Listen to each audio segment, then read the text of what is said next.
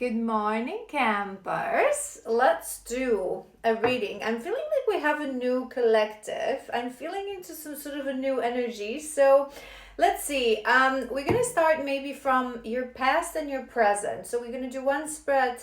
What was going on? How things started for you? Whether that's a connection or your journey, whatever's relevant in your past that needs to come through. Then we're gonna do a spread for your energy of now, and then we're going to sort of a breakthrough your energy, right? So let's roll with it. I'm a little confused, so maybe you are also sitting in a bit of a confusion energy. That's why you need guidance. So let's see, what is it that we need to know from your past, so you know that this is your session. 1, 2, 3, 4, 5. Okay. No facts. Okay, that's that's your first card. So it is a bit of a confusion energy. So maybe in the past you found yourself in a situation that was very confusing, that you feel like you didn't have enough information to assess what you're supposed to do with this situation. I am hearing it's going to go towards a connection reading, love reading. So let's see how it unfolds. But that's my my intuition. That's what I'm hearing. We have habits and we have responsibilities as well, holding back and a reunion. So what I'm hearing is that maybe there was a person in your life that you connected to, but what I'm hearing is that infamous, that's why I was hearing it. At the bottom of the deck, we have time, missed opportunities as well. I was hearing it's the right person, it's the wrong time. I've done a video recently about this. I think the title of this video was, I posted about this on my Instagram. Most common illusions of love and love connections. The right person in the wrong time, it's an illusion. The only thing that stands between two people in love are two people in love. It's never time, it's always our shadows, things that we tell to ourselves that are unchangeable, right? But in reality, it is us. We have responsibility and we have habits. So perhaps there were some things, maybe both of you or one of you were still connected to another person.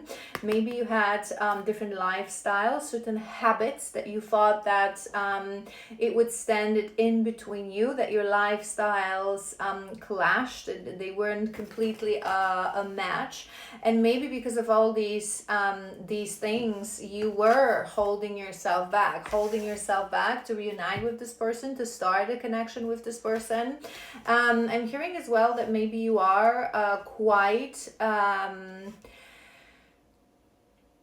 logical person, that you like to be sure. You're not someone who is reckless. You're not someone who jumps into decisions. You didn't have enough facts. You weren't. Sometimes it's a good thing, but for most parts it's a shadow. I'm not saying that we should jump to the other spectrum of to the other side of the coin and become reckless, right? But usually this is actually a shadow. People that before you let go of this, you need to already hold on to this, because you're afraid. It usually comes from the fact that we're afraid of the unknown. We don't trust in the universe. We don't like to find ourselves in between, right? But let's explore. Let's do another row. Let's do another row. What else? Okay, we have child services, kids at risk, and we have travel as well.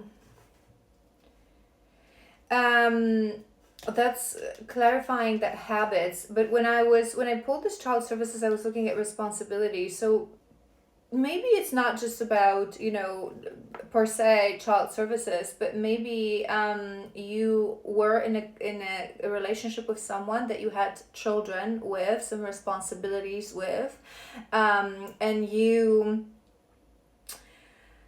It's a difficult and challenging topic. If you watch me, you would know that I always say this. Of course, as parents, we should always think about our children first. However, and it actually ties to a video that I've done yesterday or the day before about mother wound and father wound.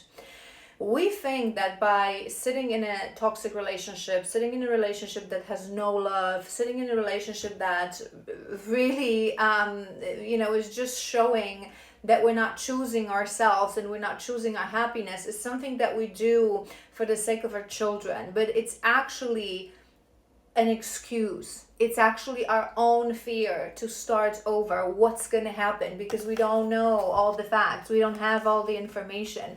But part of school of life and part of, conquering our destiny and conquering life is surrendering to the divine, surrendering to God, trusting that I'm going to make the right decision, even if it's not the easy decision. And I trust that that's going to bring me and lead me into alignment without knowing how it's going to be done. I trust. This is the actual core of faith, right? And many times people are actually afraid and they deep down don't understand that. So they rely on these excuses. No, for my children, I have to stay with this woman, I have to stay with this man, I have to stay in this relationship, I have responsibilities, right? But that is actually what creates the wound within our children. If you go back to that video that I've done a few days ago, you're going to understand that this is not how we protect our children. We are showing our children that we are willing to resign from our life, to resign from alignment, to be unhappy, to be miserable, to sit in a relationship that is unhappy, toxic, many times abusive. Just for what?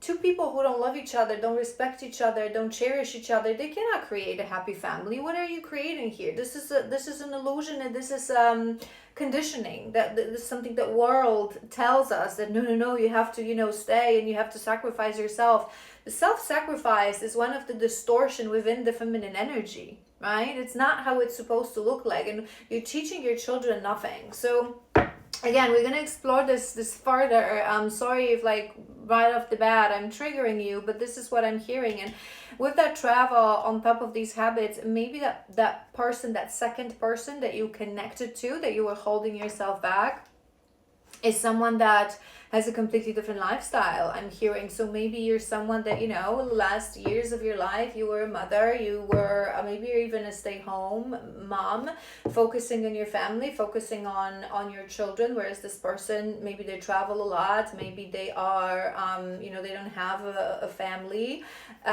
maybe they travel for work as well. Let's continue. Forgiveness.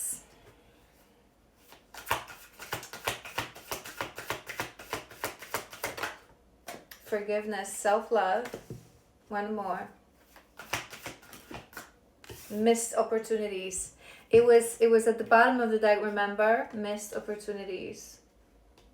The one that got away, I'm hearing. Maybe this person is actually someone that you knew when you were very young, when you were little, maybe in your childhood. I'm hearing maybe just a detail for some of you, but it's coming to my mind, like maybe a first boyfriend, and then it was the one that got away. You went towards a different direction and now you're reconnected. Someone that you had that missed opportunity with. I'm hearing that with that forgiveness, this is the center of your spread with responsibilities. You would have a lot of these thoughts that if I abandon my children, if I abandon maybe the father of my children or the mother, right, of my children, I'm never going to forgive myself. Maybe you're even afraid that they're not going to forgive you. But here's the thing, it's as well, it's a shadow, and it's a common shadow. I feel like for this collective, you would really benefit from watching that video that I've done about mother wound and father wound. Oftentimes we use these things as excuses, right? But there are two things that are coming to my mind. One thing is that, unfortunately, something that we have to accept when we have children, We're not supposed to be buddies of our children. We're not supposed to be friends of our children. They're not supposed to like us. We are supposed to educate them. We are supposed to raise them. We are supposed to provide safety for them and make sure that the mother wound and the father wound is as minimum as possible.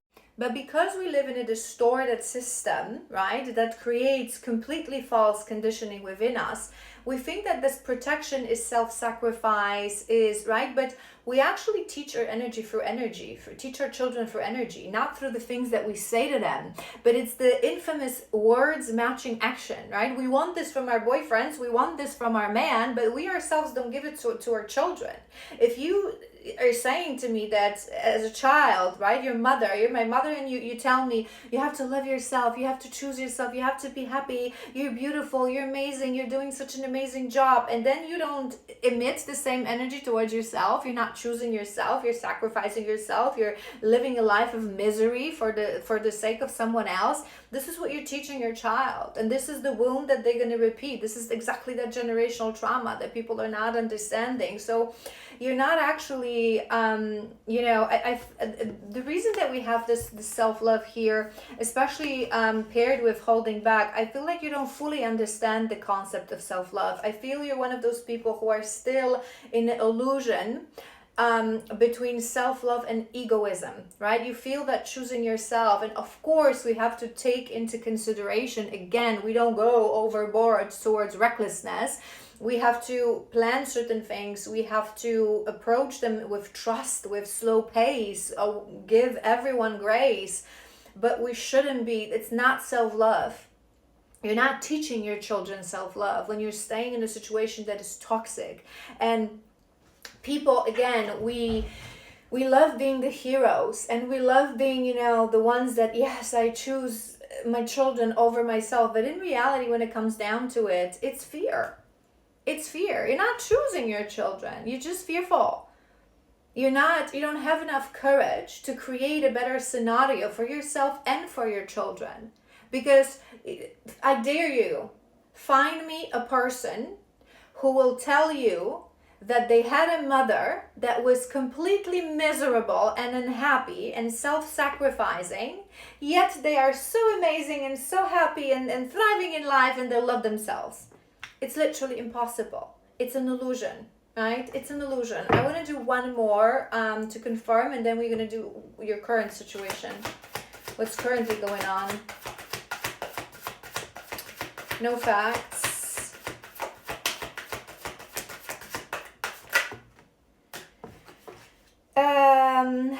We have broken and we have jackpot. I feel with that jackpot, again, this is it. You're not a gambler. You're not someone who would risk it. You're someone, I don't know what's coming to my mind, maybe you're a Virgo, earth sign. But again, it's a distortion. It's a shadow. It's a wound that you don't actually realize.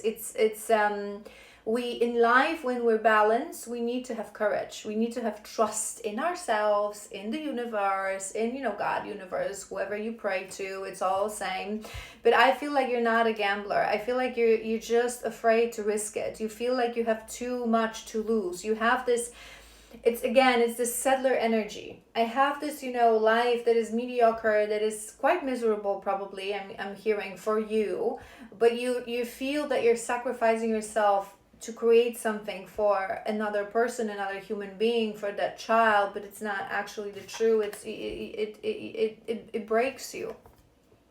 It breaks you. Maybe it's coming to my mind as well. Maybe it's a wound that without you realize you've never healed. Maybe you yourself, you are from a broken home. I hate using that word because it comes from a distortion, and it comes from conditioning of this matrix that we live in. But maybe you yourself, your parents separated, or one of your parents was absent, they were divorced, and you suffered because of that. Maybe your parents never could find a way to co-parent in a good way. That's why you're obsessed with creating an opposite environment to your children. Many people falls into that trap, but what they're not seeing is that the fact that a child is unhappy being in a home that parents are not together, right? It's not the fault of the divorce. It's not the fault of the separation. It's the fault of two immature parents. Whether they would be in or out of that relationship, they're still immature parents. They still distorted parents. You're blaming the incorrect ingredient in that situation. Similarly to people who I educate you guys, and I highlight this to you guys always. People who go through a relationship that they end up being heartbroken, miserable, painful, they start blaming love. Love hurts, love is painful, love is too risky, I don't want to love anymore, right? And then they stay single. But what they're not seeing, that is not love here to blame. It is the person that you chose to be with. A person that it's one individual out of 8 billion that broke your heart, that mistreated you, that disrespected you. It's not love. It's not the relationship. It's not the marriage. It's not the love. And similarly here, being an unhappy child of separated parents, it's not because your parents separated. It's not the divorce, the separation, the two separate homes. It's two immature parents who do not know how to co-parent, right? So again, if you have two immature parents or one parent that is very immature, and then whether they're in a relationship or not, you're going to end up having father wound and mother wound. It's just going to be a little different. If you ask me, it's going to be worse, because the moment you liberate yourself from that partner that is karmic, at minimum, you're going to have one person and one parent that's going to be happy, right? Which is always the best thing. Inside scoop, noisy up in your business. That's paired with that habit and travel that we said, that I was hearing that it's a little bit more about that other person. Maybe you had a moment when they returned into your life, that person number 2, that that new person, that you didn't have enough information because maybe you are a little obsessive, little compulsive, right? Little over strategizing, over engineering things. I have to have all the facts. Before you even decided anything, you were really wanted to have that inside scoop into their lifestyle, into what are they doing. It ain't good energy. It's coming from a place of shadow, but let's see what else. Let's do 3 more. Shadow side, confirmation. It's in the center of your spread. Shadow side.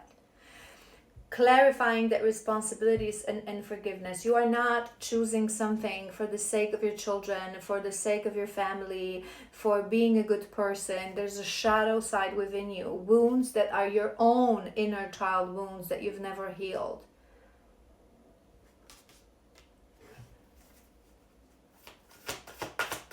Perhaps that situation, we're going to tap into your energy. You have soul tie, so you would believe that you have a soul tie with. I feel like this is that new person, to be honest, because it's appeared with holding back. The one that you're holding yourself back with, you feel like you're connected to this person. Maybe all those, if it's really in fact someone you knew from before, maybe they were always on your mind. I'm hearing this song, You're Always on My Mind. I love Elvis. All right. Mistakes.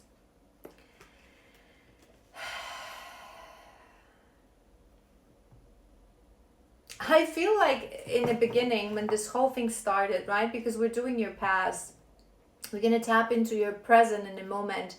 But I feel like when this whole thing started, you may actually, drop down. You may actually not be realizing that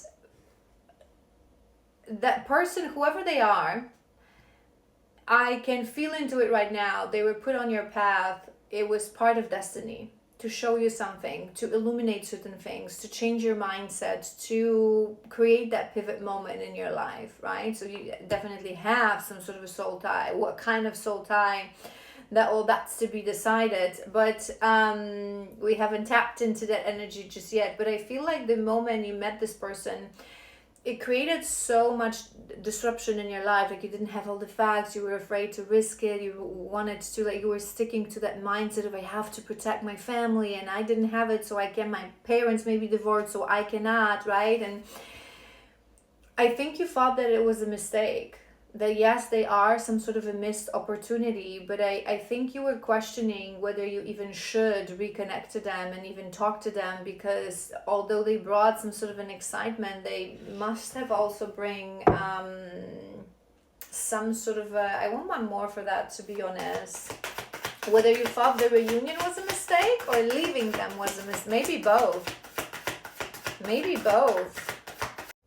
Maybe you thought that, it was a mistake to leave them in the first place and it was a missed opportunity. But now, since you've taken that decision and you're with someone else, it's a mistake to connect back to them. Uninterested. Uninterested. One more.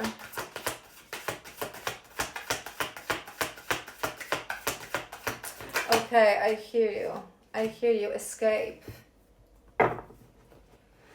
What I'm hearing with this uninterested is maybe the first time you connected. I'm feeling more and more that this is someone new but not new, right? So whether you in the past, they're showing me like younger years. They're showing me like, first love, school, high school kind of energy, maybe first years of like college, early 20s, but I think earlier.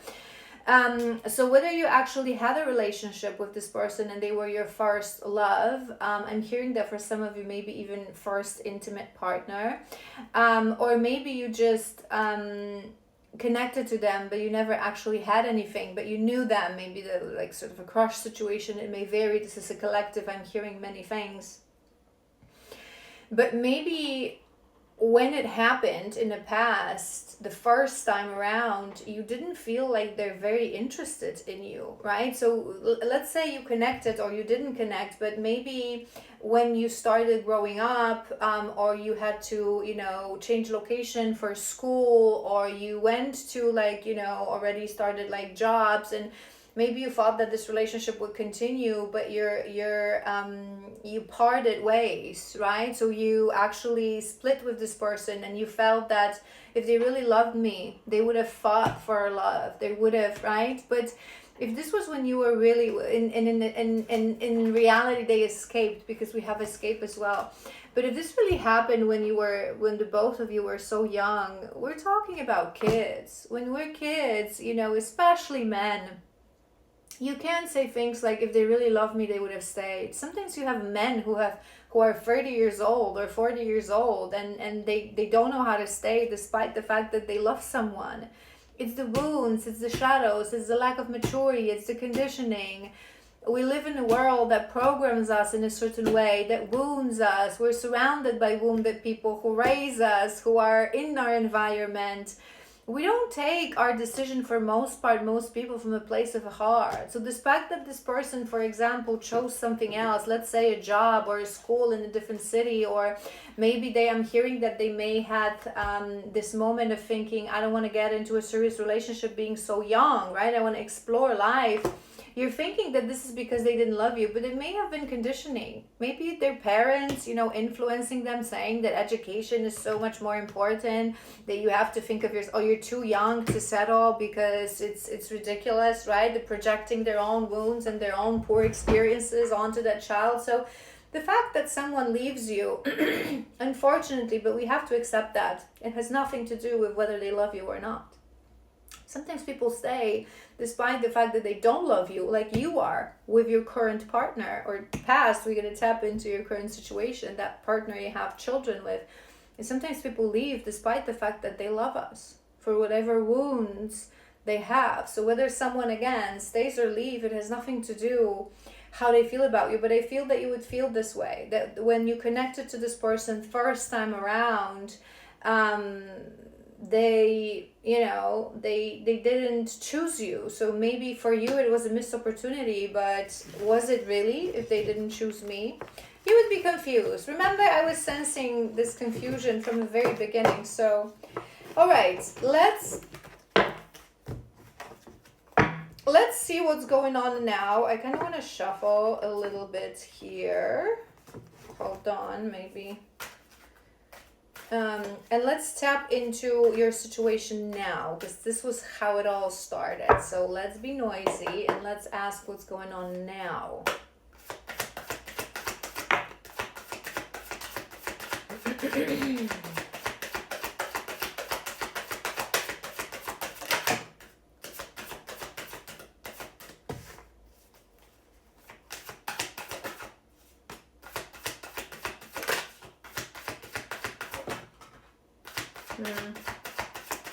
have one card that is already repeating itself. Okay, let's see what we have. Two cards. Shadow side. Shadow side is your first card for now, which is making me feel that you would be maybe in realization that certain things that we were talking about were shadows. Maybe you understand that this whole situation, this whole person illuminated certain things within you, within your life that you were not seeing clearly. That it was that awakening kind of a moment, like maybe I have to reinvent myself and reinvent my life. We have reciprocity, which is actually nice. Maybe you are starting to realize that a mature relationship, good relationship, true soul tie relationship is something that should offer reciprocity. Maybe you're awakening to the fact, I feel like in the past in your energy there was so much of that people pleaser, of that doormat, of that sacrificing energy, which is a very distorted feminine energy. And now you're awakening to the fact that you want to get something from life, you deserve something from life, right? That it's not it's not egoism to want to get something from people that are around you and to have them offer you same things that you offer to them. We have disagreements. I was focused more on the I wish you could understand the way I feel.